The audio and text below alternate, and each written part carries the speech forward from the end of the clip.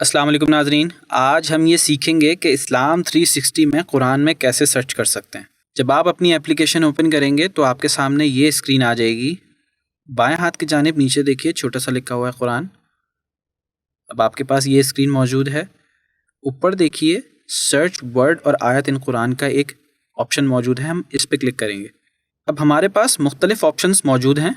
اب میں چاہتا ہوں کہ میں عربک میں تلاش کروں، تو یہ دیکھیے سرچ ان عربک۔ آپ چاہتے ہیں کہ بول کر تلاش کروں تو آپ دیکھیے یہاں پہ گرین کلر کا چھوٹا سا مائک کا بٹن موجود ہے، آپ اس پہ کلک کریں گے اور بول کے تلاش کر سکتے ہیں۔ اگر آپ ٹائپ کر کے تلاش کرنا چاہتے ہیں تو یہ خیال رکھیے گا کہ آپ کے پاس عربی کی بورڈ لازمی ہونا چاہیے۔